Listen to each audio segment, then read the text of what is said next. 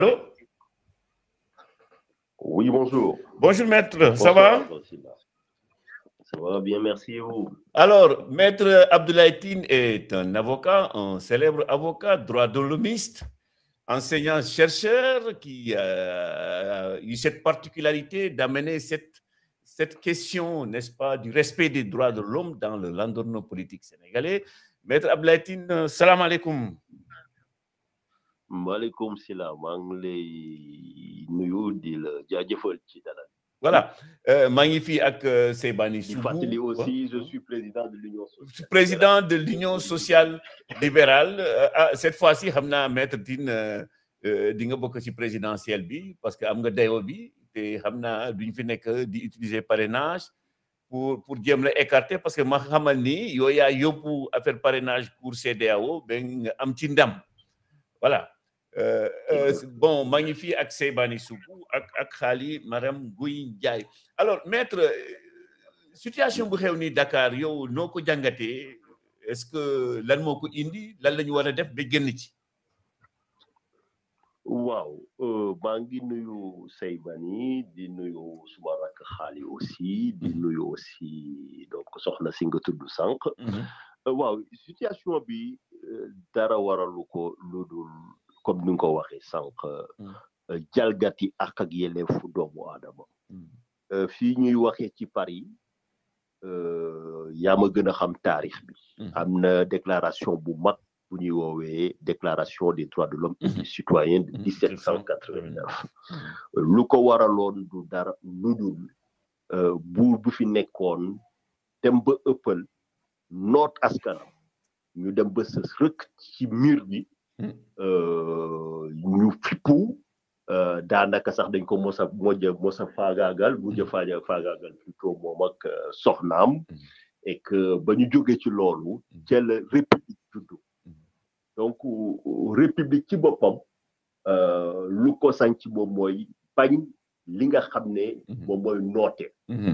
loolu moom mooy tey fi tegu juddu Sénégal bu doon jël nañ dëkk bi teg ko ci dëgg teg ko ci yoon duñu mos a yegg si fii wax nga ko sànq jël naa sumay responsabilité xeex mbirum parrainage bi en toute légalité yóbbu ko fu mbaxane doone benn muy Abuja cour de justice de la CEDEAO. État du Sénégal constitué 5 avocats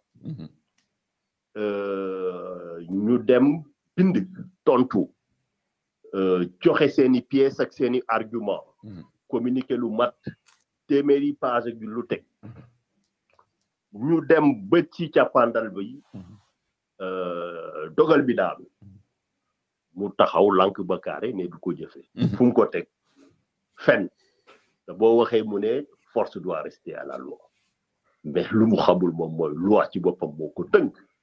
Donc dama jàpp ni tey Macky Sall lii moo ko indil réew mi du kenn responsabilité wu kenn gis nga même boo demee Nations Unies ci déclaration des droits de l'homme de 1948 lu ñuy proclamer moom mooy dañu nekk violation des droits de l'homme yi chaque fois mooy yóbbu dëkk ci jiya. Donc pour ñu bañ a dundati lu mel nii moom mooy fekk ñu jël Sénégal teg ko ci dëgg teg ko ci yoon teg ko ci dëgg teg ko ci yoon moom moo ñu ci mën a génnee tey nag boo demee ba gis ñu askan bi déterminé woo loolu lu mu lay woon man bettuma parce que yàgg naa artu gis mbir mi di ñëw weer bii passé le 12 mai ba ma taxawee place de l'Obélisque ci ay junni sénégalais dama ne Macky Sall am na li gars yi di planifier mais loolu maa ngi koy conseillé bañ a topp bañ a dugg ci loolu parce que loolu prétexte déclencheur la war a nekk mais loolu du loolu kese maanaam jaay doole bi dafa ànd ak beneen aspect moom mooy lan moom mooy ndóol bi nga xam ne moom la sénégalais yi di dund mooy lan aussi mooy manque de perspective jeunesse bi mooy le fait que ñu accaparer les deniers de l'État ci benn clan di dox ñu leen neexee ku bokkul ci ñoom bokkuloo loolu moo yóbbu Sénégalais yi tey ba ñu taxaw temb effectivement ne la ñuy fajal seen bopp ndaam du lu ñuy encourager parce que jàpp ñu ne méthode bi nga xam ne mooy méthode bu gën ci situation wu dëkk bi parce que déjà boo xoolee rek waxuma bakkan yi rot waxuma destruction yi mais day delloowaat dëkk bi ñeenti at wala juróomi at ci ginnaaw waxuma perte à gagner yi nga xam ne moom la ñu am sur le plan dama jàpp ni bu ñu demee ba yegg si fii ci situation bu mel nii man benn stratégie de sortie de crise laa gis mooy li ma waxoon ci sa naataango TV5 jour ba Cour de justice de la CEDEAO rendrait arrêt bi le 28 avril 2021 Macky Sall dafa waroon a démissionner depuis lors parce qu'à partir de cette date Macky Sall amatul woon légitimité amatul woon légalité plutôt parce que on a vu que effectivement décision bi comme ni ko waxee parrainage bi dafa entraver libre participation dafa xëtt yoon parce que dafa jalgati protocole bu CEDEAO bi nga xam ne moo ñu tënk ba ñu jógee ci loolu donc mën nañ jàpp ni depuis lors man li ma considéré moom mooy Macky Sall élection c'est illégal mais tey askan bi ku gis nu ñu déterminé woo da lay won ne aussi tey Macky Sall il a perdu la légitimité amatul légalité amatul légitimité lan moo ko dese donc mu sauver situation bi bu dee noonu bëgg na Sénégal quelques weer moo ko fi dese man nu ma gisee situation bi moom mooy mu nangu génn par la grande porte mooy lan mu rendre démission parce que loolu moo mën a tax Sénégal ànd ak dal nekkaat ci jàmm coow li jeex ñun on a une nation à reconstruire à unifier. yow yaakaar nga ni comme xaali nu mu ko waxee maître que politiquement mënatul diriger Sénégal léegi. non parce que Macky Sall nit ñi dañ ko weddi. loolu amul si ci sàkk ku gis tey Sénégalais yi ñu dem dëkk bu toy ni Sénégal ak respectabilité bu ñu amoon fu nekk ba nit ñi di ma fa woowee muy ñu nekk Kédoor seeg ñeneen naan la lu xew Sénégal lan moo indi fii mais loolu da lay won ne déjà entassé nañ suñu exception bi nga xam ne moom dañ doon bàkkoo mais surtout tey bu nekkoon maanaam xare mën nañ jàpp ni Macky Sall daanaka peuple bi désarmé na ko moom mooy lan maanaam mënul utiliser état de police ba tax mu yóbbu Sénégalais yi xoxotal leen parce que tey Sénégalais yi dañu surmonter seen peur dem dictature moom c'est bane li nga doon wax rek absolument waaw dictature nii lay daanoo maanaam askan bi bu ñu demee ba li nga xam ne moo leen tënk maanaam muy terreur bi bu ñu demee ba dépasser terreur bi mais dictateur bi ci boppam day désarmé wu parce que pouvoir du dara lu dul danga may ne bul def ma bañ a def wala nga dem defal ma def mais loolu daa am lu ko la muy contrat social bi muy contrat pacte démocratique man dama jàpp ne pacte démocratique bi boo xoolee ci décision wu CEDEAO bi boobu bañ ko daanelee dogal mu ne du ko jëfe te tegu ko fenn boobu laa jàpp ne Macky Sall dafa rompre pacte démocratique bi nga xam ne moo ko lié ak citoyen sénégalais donc bu dee yow sàmmante woo ponk charte yi parce que moom tey dafa waroon a jàpp ni tey bu demee ne du respecter droit dafay fàttali ni mu ngi néewal boppam doole parce que tey bu demee toog pale kenn mënu ko fa génnee parce que droit moo ko protégé bu demee nag ba néewal doole loolu moom ci boppam tey loolu moo ko indi position de vulnérabilité donc damay jàpp ni man en tout cas jàpp naa ni stratégie de sortie de crise bi moom mooy mu rendre le tablier léegi nag en tout cas force vive yi ñoom war nañu jàpp toog parce que tey kenn naatablewul boo jëlee force bu mel ni F24 wala beneen boo fa demee ñoom amuñu problème pour diriger boo xoolee lu ëpp ñaari premier ministre ña nga fa ay ministre sans compter experts yi fa nekk donc Sénégal amuñu problème mu compétence et ressources humaines Sénégal ça se résume pas à Macky Sall dañu doon dund avant Macky Sall te dañ continuer dund après Macky Sall loolu bu weesoo aussi tey dañ ci war a jàng que situation bi dañ ci war a tirer les leçons ñu fexe ba lépp li nga xam ne en tout cas moo ñu indi ci guute gii ñu nekk ñu fexe qu'à l'avenir mu bañ fi amaat Ça veut dire effectivement la démocratie sénégalaise, faut que nous dàq toutes les velléités de retour en arrière. Ñu jàpp ni ñun dañu am responsabilité et que génération di ñëw suñu devoir moom mooy transmettre leen benn dëkk bu ànd ci jàmm ci dal. Cher Sylvie Sylla.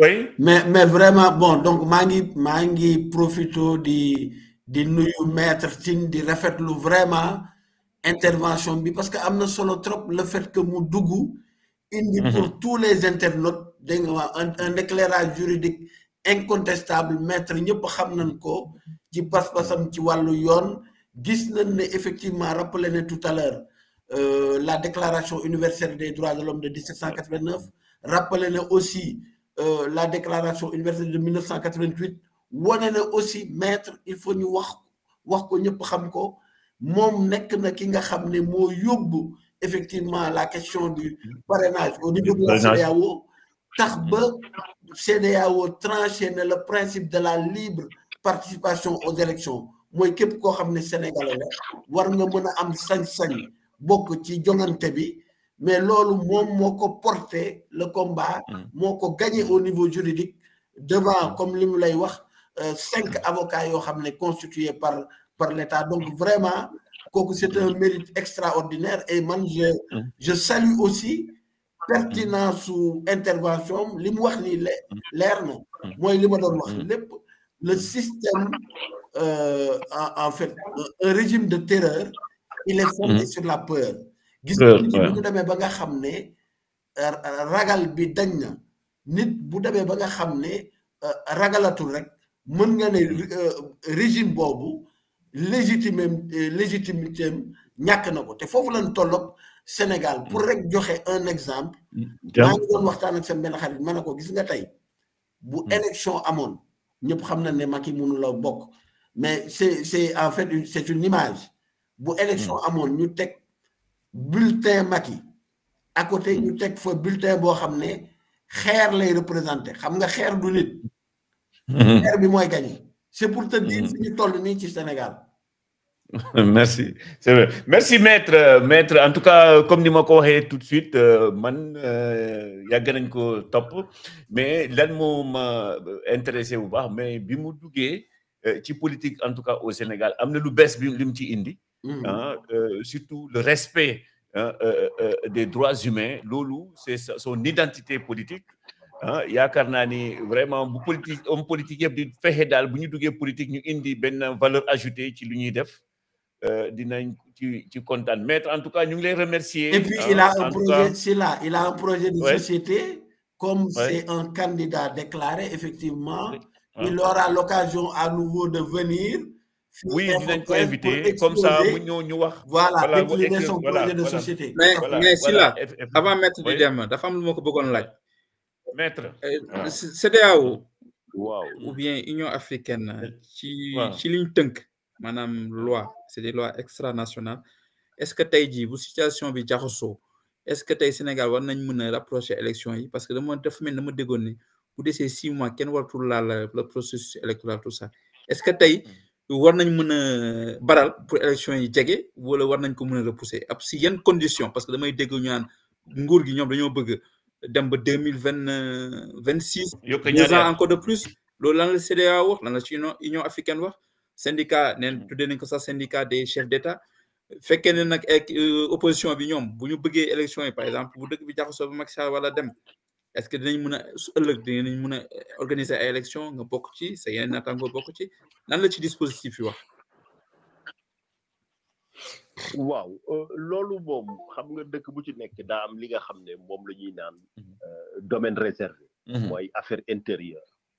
donc ñoom boo xoolee jàngatee situation bi maanaam réaction wu Union africaine wala réaction wu CEDEAO wala en tout cas yenn puissance yi muy France wala États-Unis boo xoolee surtout ñu déplorer moom mooy wax nañ ko en des termes très diplomatiques mais ça vaut ce que ça vaut moom mooy retenu effectivement mënuñu woote lu dul tànn ci acteurs yi mais surtout que ñu respecter les droits humains ñu respecter liberté d'expression ak liberté de manifestation. Donc ñoom déjà si on lit entre les lignes ils reconnaissent que Macky Sall dafay salfaañe ak yelleefu doomu aadama du Union africaine du CEDEAO du benn kuréel bu ñu may bu nga xam ne dinañu wax def leen lii dëkk bu ci nekk ñun doomu dëkk bi ñoo war a jël suñuy responsabilité et je pense que bu jotee danañu assumer suñuy responsabilité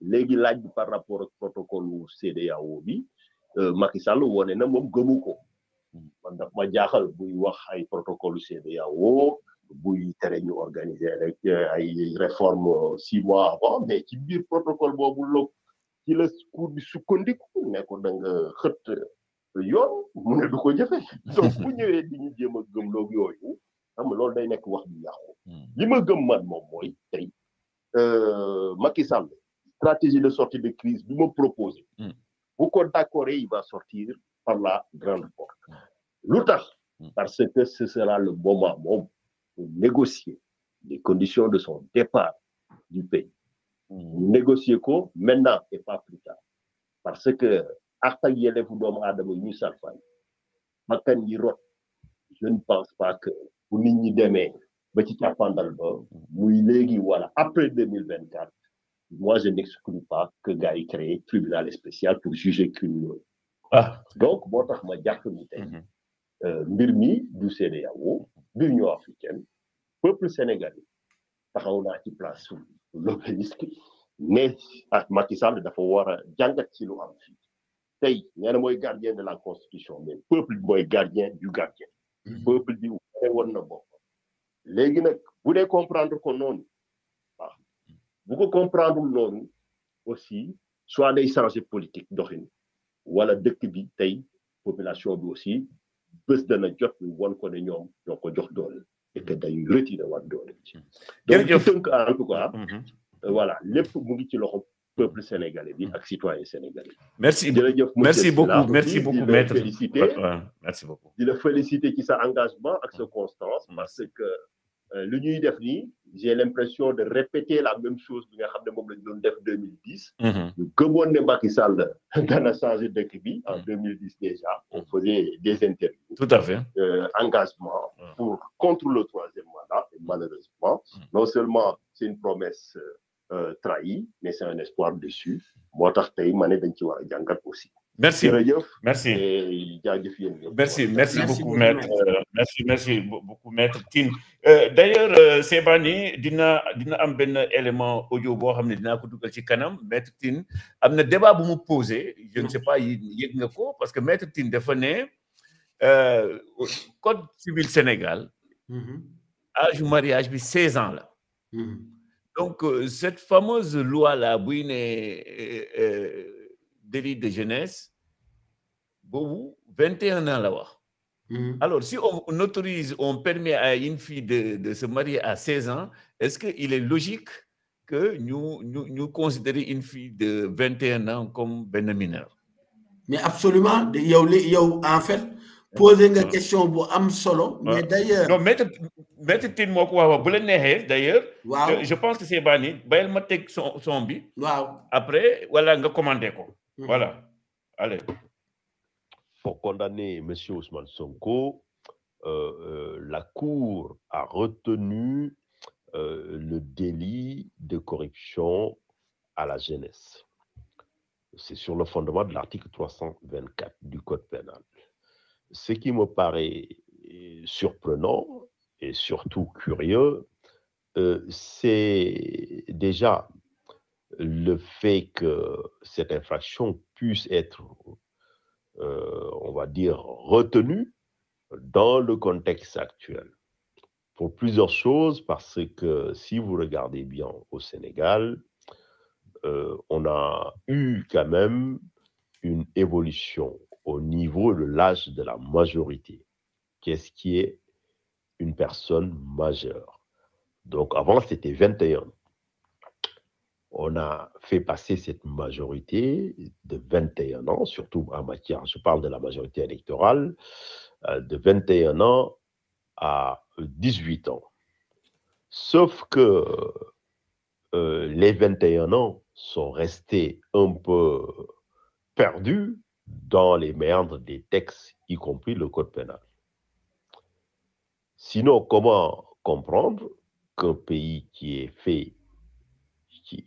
fait évoluer sa législation pour considérer effectivement que la majorité électorale, donc on a un discernement, pouvait passer à 18 ans, continue à réprimer, soi-disant, une atteinte sur une personne qui est âgée de 21 ans ou de moins et qui est considérée effectivement comme étant une personne quasi incapable. Et ça n'a pas de sens, d'autant plus que sur le plan international, le Sénégal a une pratique inverse. C'est la Convention des droits de l'enfant, les organes de suivi de cette convention ont relancé plusieurs fois le Sénégal pour que le Sénégal fasse évoluer l'âge de la majorité pour, en tout cas, le mariage. Cet âge reste à 16 ans.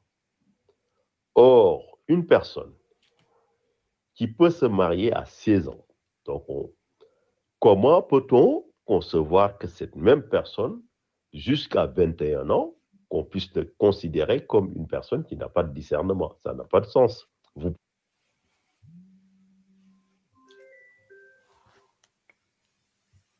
Pardon, c'est banni. pouvez vous marier à 16 ans. Les textes internationaux demandent au Sénégal de l'aligner sur la convention, c'est-à-dire 18 ans, comme ça se fait dans tous les pays. Le Sénégal refuse, oppose son code civil et ne veut pas réformer. Par contre, très paradoxalement et très étonnamment, les personnes âgées de 21 ans, soi-disant, on peut les corrompre parce qu'ils n'ont pas de discernement. Ça n'a pas de sens. C'est pour vous dire que c'est un délit qui est retenu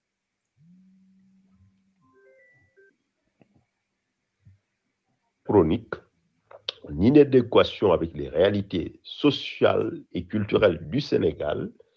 Ce texte-là n'avait pas à être excipé ou à être exhumé. Et je pense effectivement que le tribunal n'avait même pas entré en voie de condamnation ou en requalification du moment où l'enquête s'est fondée sur le viol, principalement, et des menaces.